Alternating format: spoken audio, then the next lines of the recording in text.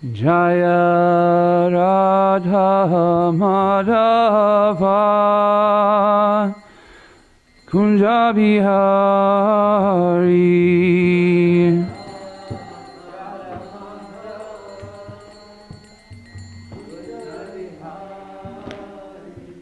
Jaya Radha Madhava Kunja Bihari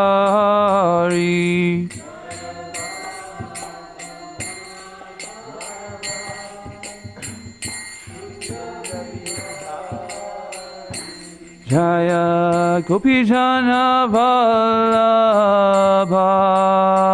Girivaradari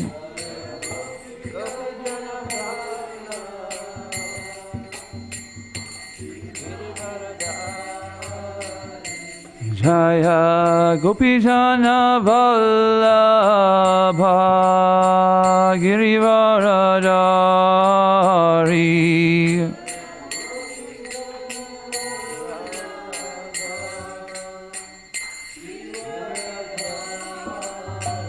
Yashoda Nandana Brajajana Ranjana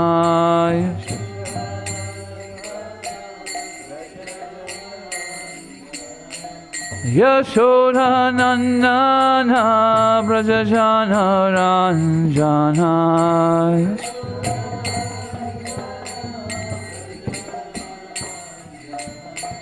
Yamuna Tira Vanachari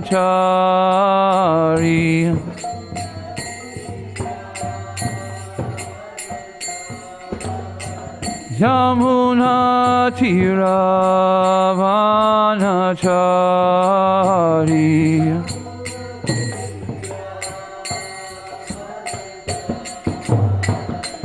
Jaya Radha Madhava Kunja Bihari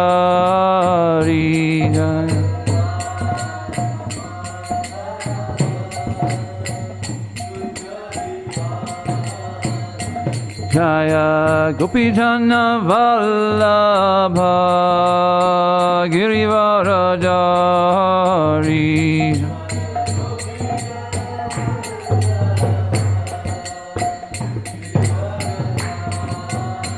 Yashoda Nandana Brajajana Ranjana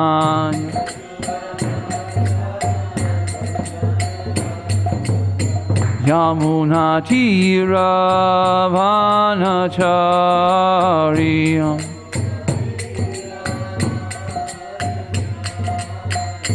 Jaya Radha Madhava Kunja Bihari Jaya Radha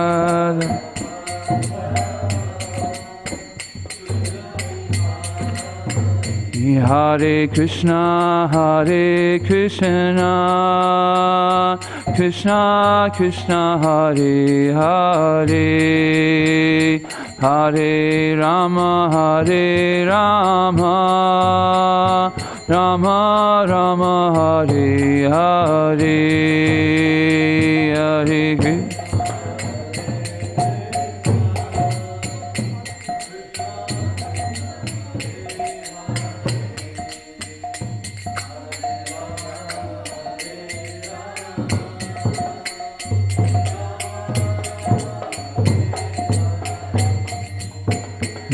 Hare Krishna Hare Krishna Krishna Krishna Hare Hare Hare Rama Rama Rama Hare Hare Hare Krishna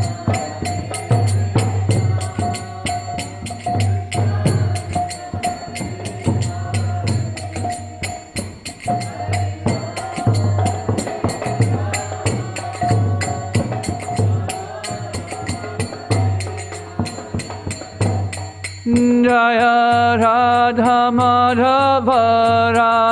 Madhava Sri Radhe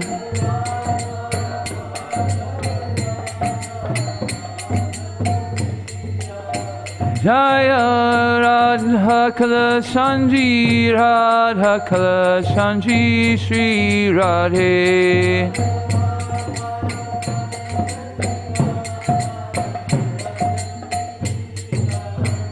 Jaya Radha Govinda Radha Govinda Shri Radhe.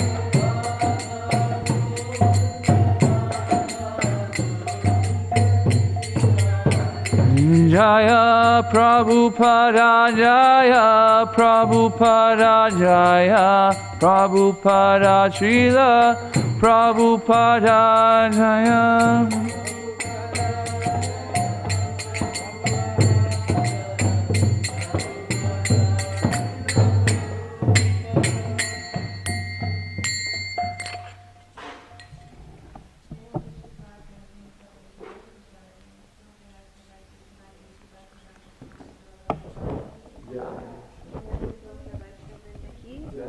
All glories to the assembled devotees. All glories to the assembled devotees. All glories to the assembled devotees. All glories to Shri Guru and Gauranga. All glories to Srila Prabhupada.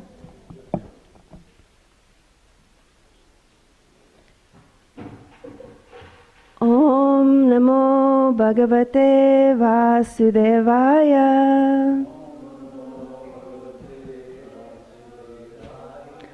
Om Namo Bhagavate Vasudevaya.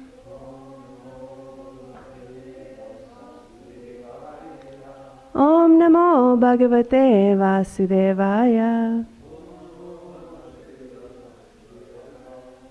Om Jnana Timirandasya Jana Jana Shalakaya Chakshurumizam Jaina Tasmai Shri Guruve Namaha. I was born in the darkest ignorance, and my spiritual master opened my eyes with the torch of knowledge. I offer my respectful obeisances unto him. Sri Chaitanya Manovistam Stapitam Jena Bhutale Swayam Rupa Kadamayam Dadatit Swapadantikam. When will Srila Rupa Goswami Prabhupada, who is established within this material world, the mission to fulfill the desire of Lord Chaitanya, give me shelter under his lotus feet?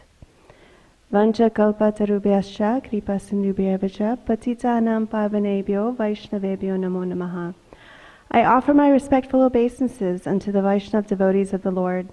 They are just like desire trees and can fulfill the desires of everyone, and they are full of compassion for the fallen conditioned souls. Jai Shri Krishna Chaitanya Prabhu Nityananda Shri Advaita Gadadhar Srivasadi Gaura Bhakta Vrinda. I offer my respectful obeisances unto Sri Chaitanya Mahaprabhu, Lord Nityananda, Sri Advaita, Gadadhar Pandit, Srivas Thakur, and all the devotees of Lord Chaitanya. Hare Krishna, Krishna Krishna, Hare Hare, Hare Rama, Rama Rama, Hare Hare.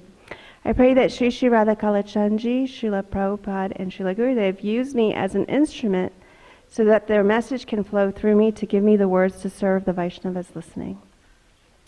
So I am Jai Shri Radhe Devi Dasi. Today is Tuesday, February 7th, 2023. And I am going to be, summarizing the rest of Canto 2, The Cosmic Manifestation, Chapter 1, the first step in God realization. From what I understand, the last verse that we left off on in our previous iteration of the Srimad Bhagavatam class was verse 27. So I'm just going to summarize the rest of chapter 1 and highlight text 38 as the verse that we're going to read today.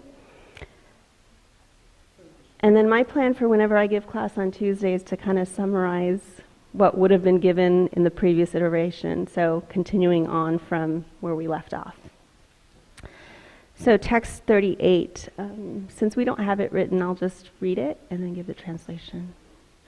Or do you have it to follow? So do we want to do a call and response?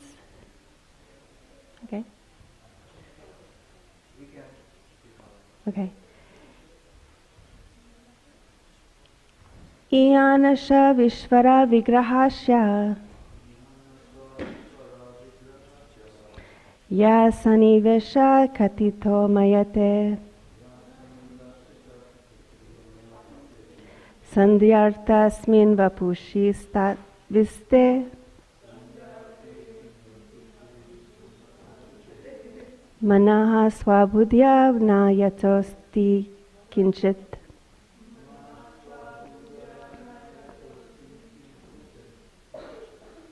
Please chant.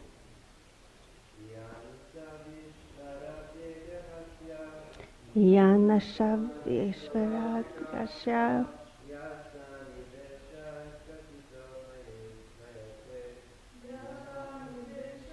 Katito Mayate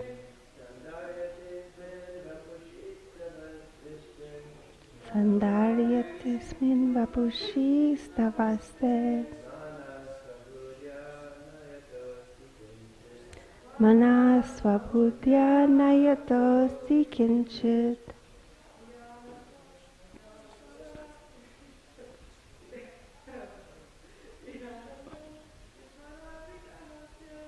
Yanashva Ishvara Vigrahasya Yasani Vesha Katito Yamanate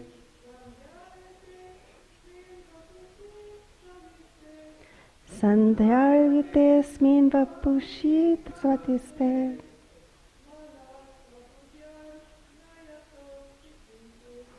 Manasvabhudhya Nayatosti Kinchit.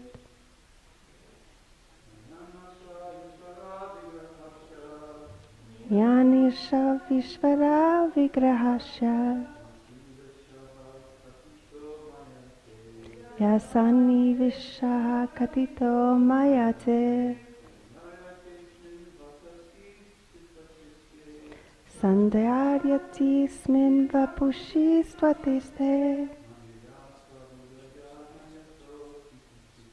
Manahat Swabudhya Yinayato Stikinchit.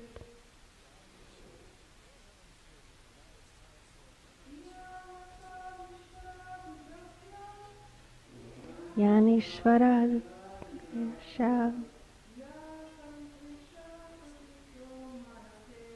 Yasanivesha Katito Mayate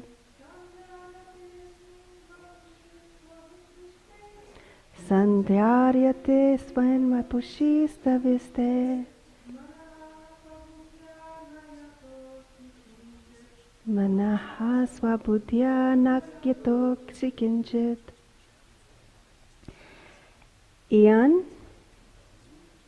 all these, Asau, that, Ishvara, Supreme Lord, Vigrahasya, of the form, Ya, whatsoever, Sanivesha, as they are located, Katitaha, explained, Maya, by me, Te, unto you, Sandaryate, one may concentrate, Asmin, in this, Vapusi, in a form of Virat, Staviste, in the gross, Manaha, mind, Swabudhya, by one's intelligence, Na,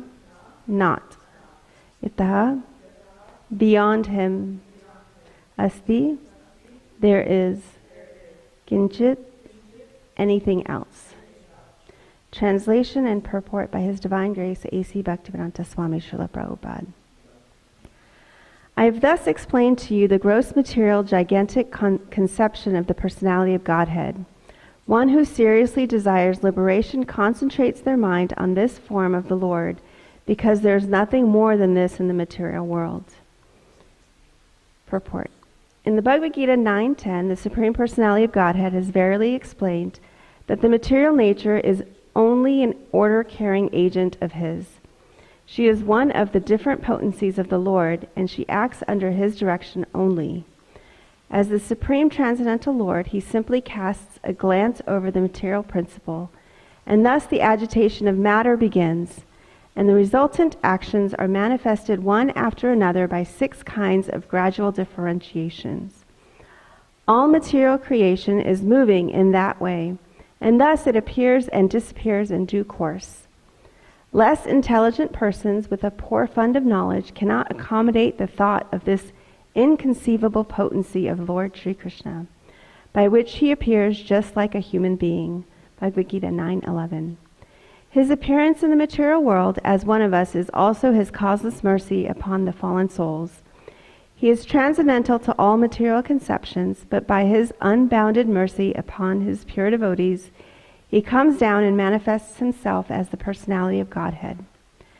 Materialistic philosophers and scientists are too much engrossed with atomic energy and the gigantic situation of the universal form, and they offer respect more seriously to the external phenomenal feature of material manifestations than to the nominal principle of spiritual existence. The transcendental form of the Lord is beyond the jurisdiction of such materialistic activities. It is very difficult to conceive that the Lord can be simultaneously localized and all-pervasive, because the materialistic philosophers and scientists think of everything in terms of their own experience. Because they are unable to accept the personal feature of the Supreme Lord, the Lord is kind enough to demonstrate the Virat feature of his transcendental form. And herein Srila Sukadeva Goswami has vividly described this form of the Lord. He concludes that there is nothing beyond this gigantic feature of the Lord. None of the materialistic thoughtful people can go beyond this conception of the gigantic form. The minds of the materialistic people are flickering and constantly changing from one aspect to another. Therefore, one is advised to think of the Lord by thinking of any part of his gigantic body, and by one's intelligence, only one can think of him in any manifestation of the material world: the forest, the hill, the ocean, the human, the animal, the demigod, the bird, the beast, or anything else. Each and every item of the material manifestation entails a part of the body of the gigantic form, and thus the flickering mind can be fixed in the Lord only and nothing else. This process of concentrating on the different bodily parts of the Lord will gradually diminish the demoniac challenge of godlessness and bring about gradual development of devotional service to the Lord. Everything being a part and parcel of the complete whole, the neophyte student will gradually realize the hymns of Ishopanishad, which state that the Supreme Lord is everywhere, and thus they will learn the art of not committing any offense to the body of the Lord. This sense of God-mindedness will diminish one's pride in challenging the existence of God. Thus, one can learn to show respect to everything, for all things are part and parcels of the Supreme Body. So just to go back and summarize what's happened from the last time we heard from this chapter, was verse 27 to now. Sukadeva Goswami is describing the gigantic universal form of the personality of Godhead. Because King Parikshit asked the question, how and where the mind has to be applied, and how the conception can be fixed so that dirty things in the person's mind can be removed. So the conclusion is given in this verse and then in verse 39. So I'll go ahead and read the translation for verse 39, and then we can discuss. One should concentrate their mind upon the Supreme Personality of Godhead, who alone distributes himself in so many manifestations, just as ordinary persons create thousands of manifestations in dreams. One must concentrate the mind on him, the only all-blissful absolute truth. Otherwise, one will be misled and will cause their own degradation. So when we go back and as we discuss, I'll discuss a little bit more of what was said in between verses 27 through 37.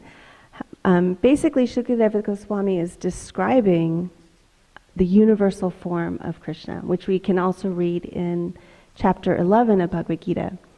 So he starts off by saying, the feet of the Lord represent the different planets, and as he goes up the body, he describes how it correlates to the universe that we see. And Prabhupada says this is the phenomenal nature of how we experience world, right? We have to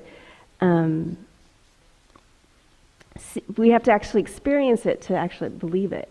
And Prabhupada says in the purport that it's materialistic philosophers and scientists that experience, they have to experience it in order to believe it.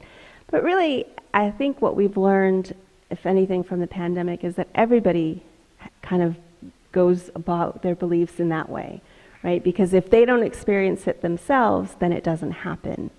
So many people did not have any experiences with COVID, and therefore they thought that COVID was a hoax because they personally didn't have any experience, nor did anyone that they knew have that kind of experience. And then you had people that did have an experience with it, and so they were very staunch believers that this is a real thing, this is something that we need to pay attention to. So you can see that most of us, if we don't experience it ourselves, we may not be ready to believe in it. And the same phenomenon happens with God, with the divine. So this idea of external phenomenal feature, I looked it up because I'd never heard this word nominal before. So the meaning of the word nominal is, it's actually this whole concept of nominal and phenomenal is based on the philosophies of Kant, Immanuel Kant, and it's considered a Kantian philosophy as a result. So nominal is believing in something in itself that exists independently of the human sense or perception, right? So this could relate to believing in God, because we don't really experience it ourselves. We have to have that belief and faith. And then phenomenal is is believing in it because we can observe it, we can experience it. It's based on the objects of our senses. And when I was reading this, it reminded me of a quote that I heard called, "Belief is a choice." Like, we make a decision whether or not we're going to believe something. And sometimes that decision is subconscious, we don't really think about it. And sometimes it's conscious, like it's something that we think about. So, we often say, well, I'll believe it when I see it, right? Like, I'll believe that, I don't know, humans can fly on their own if I see it, right? There's a phenomenon that I think it was sometime in the 60s, and I can't remember the exact person who did it, but it was the first guy who ran the 4-minute mile. And prior to him, nobody ever believed it could ever be done.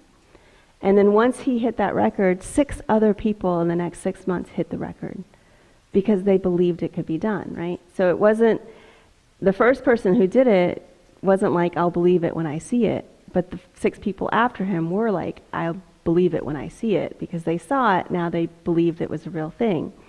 So we want to learn to change that to, I'll see it when I believe it. And there's so many things that we can relate to that. I don't know if you've ever searched or thought about buying a car.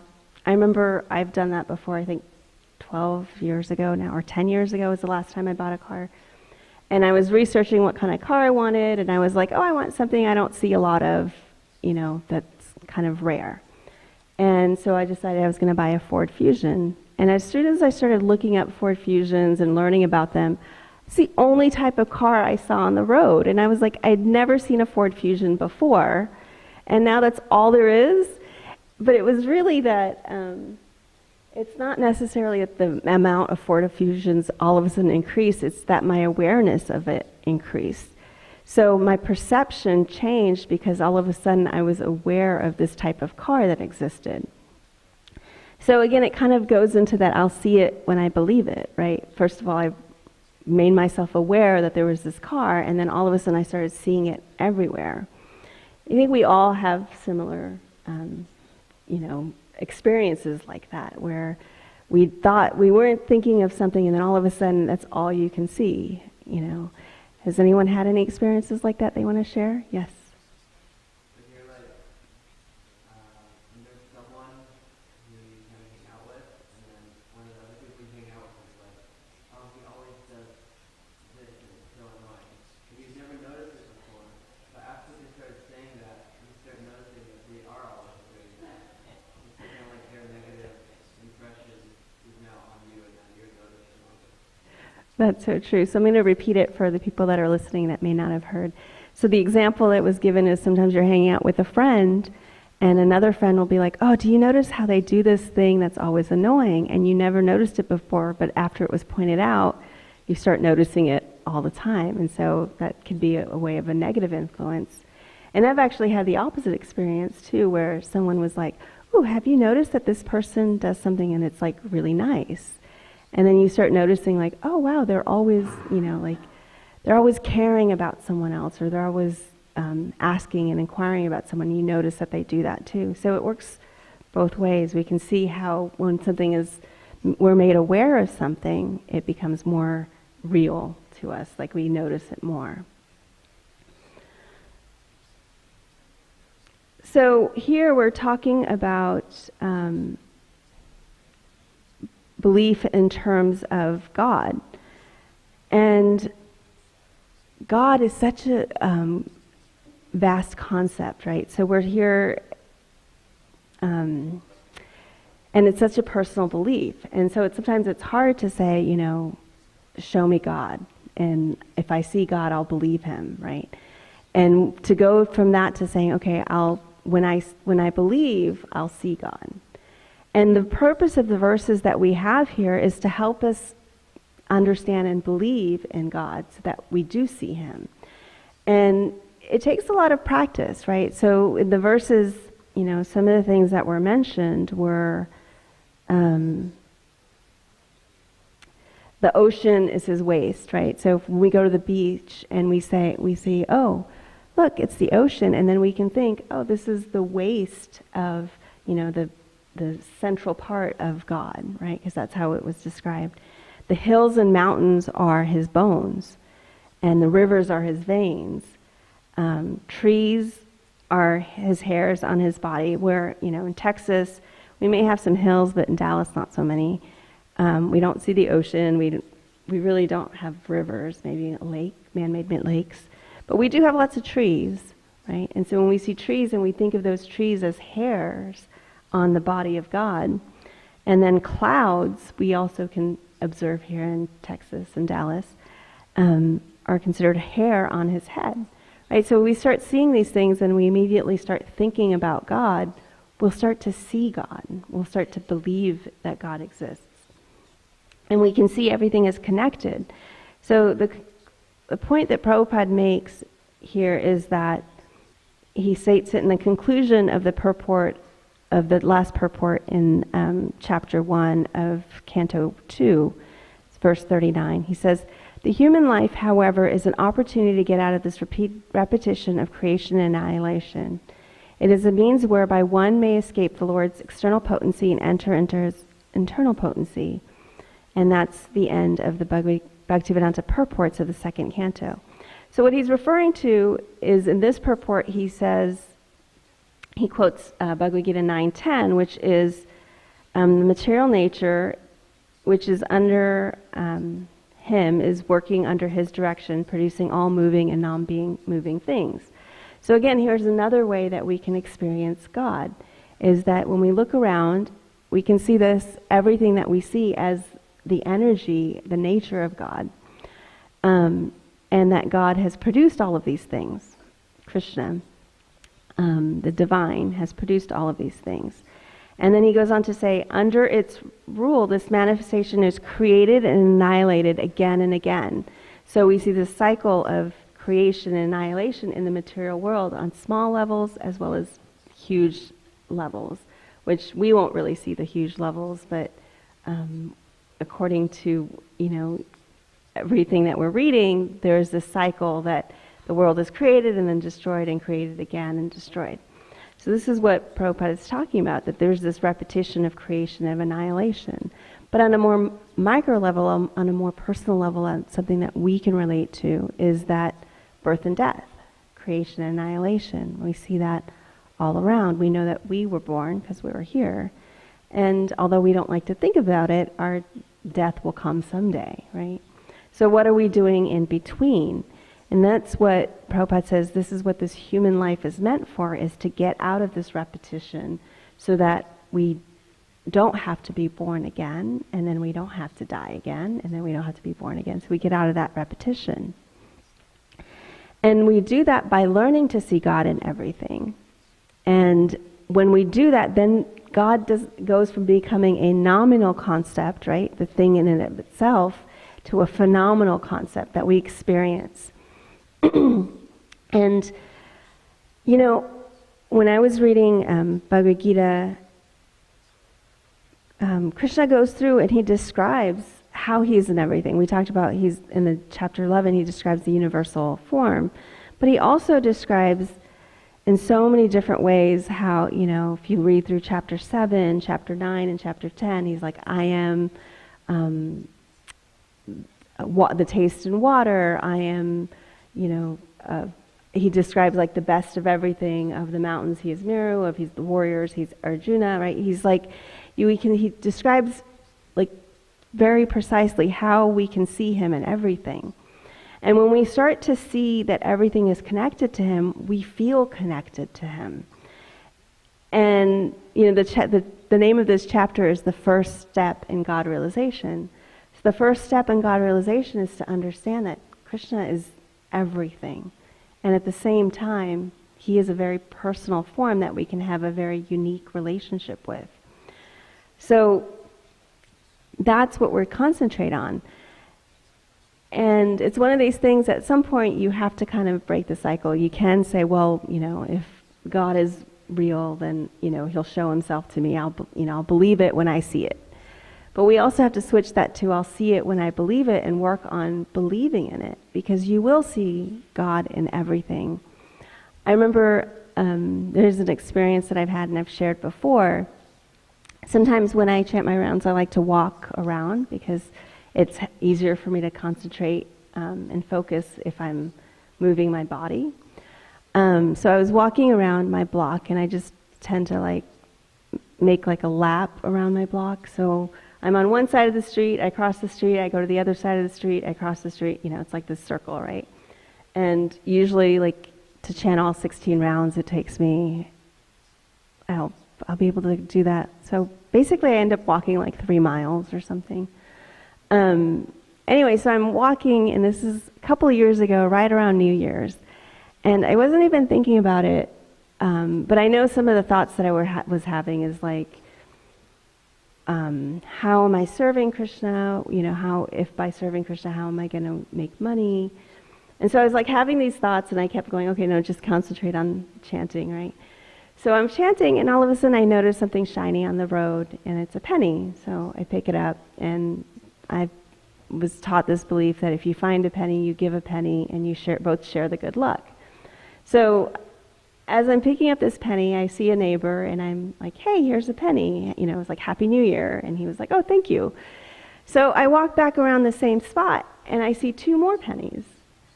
And I was like, okay. And then I picked them up and then passed them out to a couple more neighbors. And then I go back to the same spot, and there's like 10 more pennies. And this time I'm like looking around. Did I just not see it before? And I kept picking up the pennies, giving them out, and like every time there would be more and more pennies. And then I was like, what is happening here? It's so crazy. And somehow or another, the inspiration came to me that this was Krishna like manifesting himself to me, saying, don't worry, I'll take care of you financially. Yes, there are pennies, but it was a representation that in that moment, Krishna was like, I'll take care of you. You just do your duty, and I will take care of the rest. And part of that was not just me taking the pennies and like, ooh, I found pennies, but it was also giving it. And I ended up having like so many more pennies than I had neighbors. And so I think I had like a couple of dollars worth of pennies that I still sitting by the door, because they remind me every time, like, Krishna's always going to take care of me. Has anyone else had any kind of similar experience where, I don't know, maybe you were worried about something and Krishna manifested himself in some abstract way and you were able to relate that to God? Yes?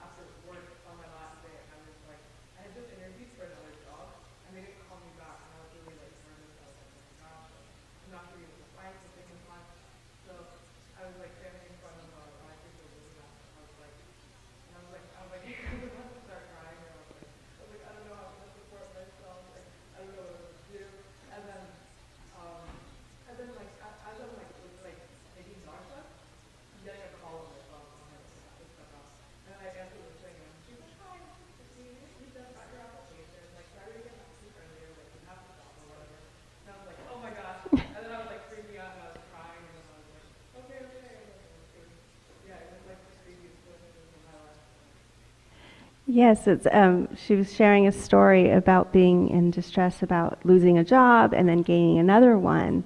And the way she explained it was that she was really like, she had gone in front of the deities in Toronto and just was really like, okay, what do I do? And opened up your heart, basically, yeah. And then, you know, she'd been just concerned about not getting a call back from an interview for a job that she really wanted, and then the call came, and it was just a weird coincidence in the way it played out. Yeah, I mean, I've had so many experiences like that, and when we learn to see those experiences, whether they're good or bad, as being gifts and blessings from Krishna, from God, then we see Krishna more and more in our everyday lives. And then he does manifest in a personal way to us, right? And that's the point of today's verse, as well as this chapter, is that when we see Krishna in the big, in the everything, then we actually get to see him more and more in the personal, everyday form. And I have so many similar stories like that as well, where, you know, but I was just thinking of the latest one, which was more of a negative story, right? So I've shared this story again before, a couple of years ago, when we had the freezing cold weather. It was snowing outside, and we called it the snowpocalypse.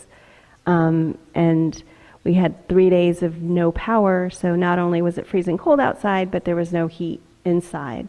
And my house has like no insulation, so the moment the heater and the power turned off, like it dropped from 65 to 30 within an hour in my house. And at one point, like, and the electricity would come on, but like you didn't know how long. It was like 45 minutes, and then it would turn back off. And so you tried to get so many things done in 45 minutes, but you don't know if it's coming back on or off again. And so it was really like a really trying time in my life, because I cannot stand the cold. It's one of the most difficult things for me to tolerate. And you know, and I shared this before, that there was a moment where I was just like, I can't do this. And it was like day 3 or day 2 into it. And I was like, I can't do this anymore. And I like broke down and I cried. Like I was just in this whole woe is me. I'm suffering the most out of everyone around here, you know, like everyone was going through the same thing, but I was like, oh, but it's so much worse for me. Like, you know how you get into those kind of moods, and I was in that mood. And then I was like, there's another part of me is like, wait, what? Like, this too shall pass. Like, you're going to survive it. You're not going to die. Yeah, it's cold, but you're not going to die. And so I was like, oh, yeah, that's true. What am I like? This will pass. Like, Krishna's going to take care of me. And in that moment, it was like, I felt this calm and this peace that, okay, right? And I think an hour later, the electricity came back on and stayed on. And I felt like when that happened, Krishna was pushing me to that point of breaking down, and then also saying, okay, I surrender. And then, the power came back on. So it felt like it was a little bit of another personal message and interaction with Krishna. Well, when it started snowing, I think it was like Monday last week, and it started getting really cold again, the power went off. And my first thought was like, holy crap, I don't know if I can do this again. And then I was like, well, I can. And I started thinking, okay, what do I need to do? Should I gather blankets? Do I need to create like a space where when the electricity comes back on? And, so it was like, I was starting to think, but at the same time, it was like this panic was coming inside of me. And then it was like 5 minutes and the power came back on. But I swear it was like the longest 5 minutes of my life. Like, I was like, oh my God, not this again. And when the power came back on, it was like I had to have this major release of like crying because of the emotions that had just built up. But again, I felt like Krishna was like, you thought you were all comfortable, that you got this. Do you have this? It was another message from him of like, you really need to look at, what you find comfortable, what you don't find comfortable, and make sure you're able to be adaptable. Like, that was the message in that moment. And, sometimes with these things, they're so abstract that there's so many messages. Like, I can look back at the experience in 2021 and still be like, oh yeah, Krishna was also teaching me this and also pushing me to understand this. Because at that time, maybe I wasn't ready. It was too close to the experience for me to, understand something else about it. And so, even the 5 minutes of last week, I'm still like, oh yeah, I'm learning this and I'm learning that. So I will end here and see if we have any questions or realizations or any thoughts that we want to share. Yes. I've heard it described before that when it's like, I'll believe in Krishna when I see it. No, yeah, it's like a Mexican standoff. Basically. It's like one person saying to Krishna, I'll surrender to you when I see it. And then Krishna's like, you'll see me and you surrender to me. So they're both like waiting for each other to do the same thing. Yeah, so the analogy here was given, it's like kind of like a Mexican standoff where Krishna's like, or the people are like, I'll surrender to you when I see you. And Krishna's like, well, you'll see me when you surrender to me. So it's like, who's going to give in that sense? But yeah, it's true. And when we learn to see him in everything, he just manifests himself everywhere, right? So, any other thoughts?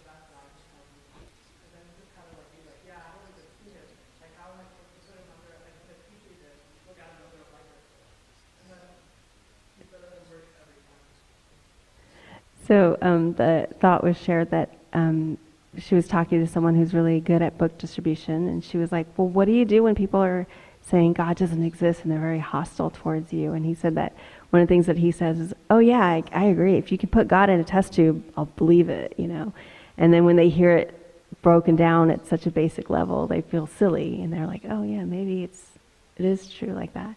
When you were saying that, it reminds me of a quote from, I've heard something that Rajatvajra Swami has said, and he said that, I just don't have enough faith to not believe in God.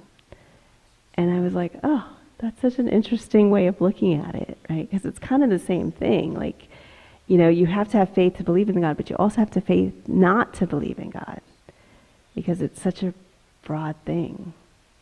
So. Do you have any thoughts you want to share? Yeah, just a little question. I really appreciate how you explain what was coming right when I was first doing something in that space of how the more that you give away, the more that you see, right?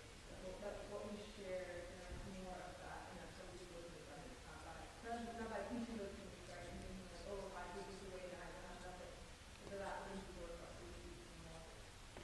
Thank you. Yes, that was another realization I had from that experience was what she shared is that when I was sharing the experience about the pennies, she noted that whenever I would give the pennies away, there would be more.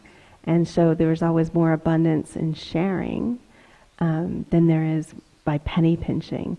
And reminds me again of another analogy that I said is that the hand has to be open to receive. So if we're like, no, this is mine, you can't really receive anything more. But if you give freely and you open your hand, you can actually receive even more. So it's the same concept. Yeah. Thank you for sharing that. Yes?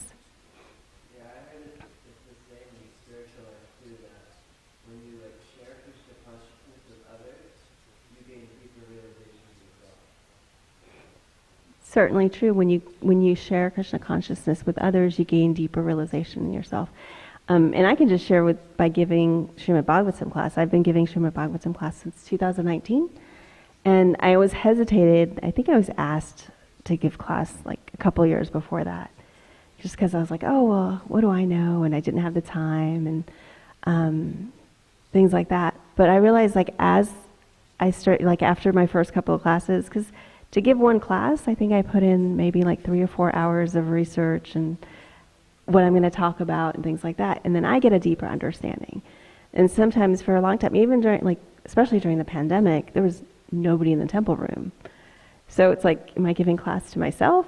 In some ways I'm always giving class to myself because I'm the one that needs to hear it more than anyone else at this moment. So, and also it's another way that I feel that when I surrender and I let Krishna kind of guide me onto what I'm going to say, then especially I feel like, oh wow, I really needed to hear that, even though it was coming out of my own mouth. I feel like it was really divine inspiration that Krishna is speaking. So, yeah, it works on that level as well. Any other thoughts or realizations? So I guess I'll conclude with, I usually like to give like a small assignment that we can implement right away so that we can start seeing God in our lives right away. And that assignment would be one of gratitude. So if we maybe today take a couple of minutes at the end of the day to just jot down one thing that happened, whether it was good or bad, especially if it was bad, why you're grateful for it. Not that just I'm grateful for this, but I'm grateful for this because, right? So it actually helps you to start seeing Krishna daily. I know when I don't do it so consistently right now, but there was a while that I consistently kept a gratitude journal, and I challenged myself that I couldn't repeat what I was grateful for within like a 30-day span. So every day it was something different. It really did actually help me see Krishna in everything, because when you start to relate, like, oh, I'm so grateful this happened because this, and then you can see, oh, Krishna's guiding you, and you feel more connected in that way. So that is my assignment, if you choose to accept it. Other than that, I'll see you next time. And have good prasadam. Tarantara Srimad Bhagavatam ki